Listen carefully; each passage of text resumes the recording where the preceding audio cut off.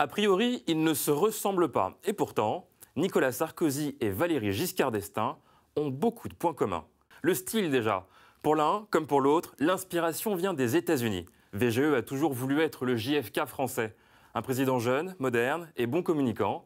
En France, Valéry Giscard d'Estaing est donc le premier à faire campagne à l'américaine. Même chose pour Nicolas Sarkozy, fasciné donc par les États-Unis, lui qui voulait faire de Carla Bruni sa Jackie Kennedy.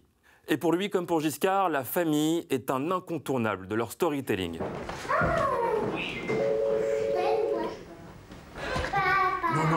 Non, je suis Premier ministre. Oui. VGE, Sarkozy, c'est l'histoire de deux politiques, sportifs, dynamiques, qui veulent incarner la rupture avec leurs prédécesseurs. Finalement, un classique de la Ve République. Majorité à 18 ans, divorce par consentement mutuel, et bien sûr l'avortement. Valéry Giscard d'Estaing enchaîne donc les réformes, tout comme Nicolas Sarkozy. Les siennes sont moins symboliques, mais au moins, il en est sûr, il a fait bien plus que Jacques Chirac. Dit homme, dit président. Oh. Ben, je préfère plutôt qu'on dise ça que le roi fainéant. On en a connu. Hein? Ça, au moins, à force de décrire ce que j'en fais trop, au moins on ne se pose pas la question de savoir ce que je fais.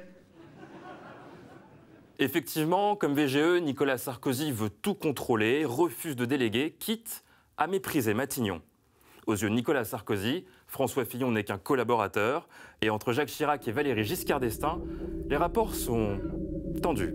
L'entraînement, en ce qui concerne le nombre d'heures pour les pilotes, le nombre de présence à la mer pour les bateaux, l'entraînement des camps de l'armée de terre était tout à fait insuffisant. D'un côté comme de l'autre, on joue la carte de la modernité. VGE féminise son gouvernement, Nicolas Sarkozy ajoute de la diversité.